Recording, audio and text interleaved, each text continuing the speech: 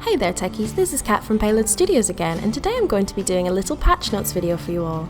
This video is going to cover the changes from the 0.6 stable update to the most recent one, which we recently released. Please note though that this will not cover all of the changes, just the notable ones, as there's quite a lot to get through. If you'd like to see the full release notes, follow the links in the description below, or check out the in-game announcer on the side of your screen. So let's start with the biggest element of the update so far, Gauntlet Mode. Gauntlet Mode is a new challenge mode that allows the player to compete against their own ghost data in a large obstacle course. It's been a while since we updated the challenges, so we thought this would be a nice addition to the game. You can access Gauntlet Mode via the challenges menu when you start the game. Another thing you may immediately notice is that we've updated all of the front end of the game with a new, less cluttered screen. You can also see these new changes when you pause in the main game. We've added several new blocks into the game, including the Venture 0G hover plate, Venture 5-way steering hover, Venture payload terminal, the Venture delivery cannon, the Venture conveyor, and the Venture receiver. As you can see, we've been giving Venture a lot more love and expanding out the corporation to match the likes of GSO and Geocorp. We've also added a new lemon block, so bask in that zesty light, my friends. Improved block filtering in block painting and shop UI is now also in-game. Also, whilst you're in block painting mode, you can now double tap Alt to remove the current selection in the block painting UI, which makes grabbing and building a bit easier.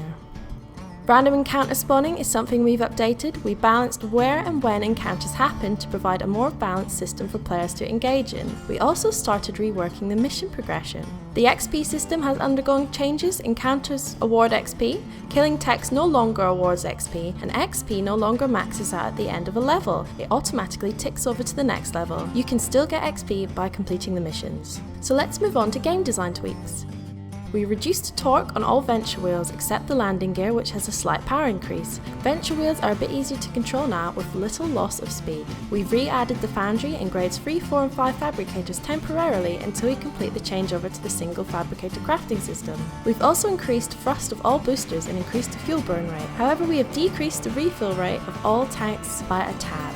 There's been a few balancing tweaks added to the game. We adjusted the Venture wings to be less twitchy, and we also reduced the corrective power of the gyro by half. You can add more of them to restore back to the same power as before though. Other things we've done is we permanently re-added the GSO Venture and Geocorp fixed like blocks to the game. We updated the recipe table and block unlock tables, moved GSO Cowcatcher to free, moved all non-GSO refineries to grade 2, moved GSO refinery to grade 3. We'll be keeping the GSO Silo 212 instead of the Silo 111, which will be phased out. We also updated the enemy population spawns to favour picking enemies with new or undiscovered blocks.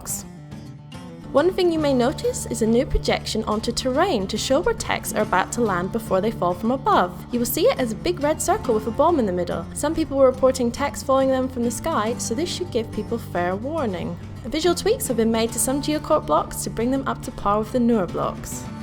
Now there's been quite a lot of bug fixes going on recently, but for now I'll just bring up the major ones. The cab vision now has an extended range all around, eradicating the blind spot between cabs where guns would not aim, so you can now enjoy that sweet 360-degree aim. There was an issue where the forum sign-up screen would get stuck when entering R&D. This has now been fixed, so please feel free to forum away. We've also fixed the bug where the SCU disappears after you use block painting and try to move it. If your SCU has disappeared, then unfortunately a new game is required to get it back again. But as this has been fixed, this shouldn't happen again. So that's it for this update guys. I hope you're excited to see these new changes, and don't forget that you can switch to the unstable branch in Steam at any time if you'd like to test drive new changes before they go into our stable branch. Thanks for watching guys, until next time.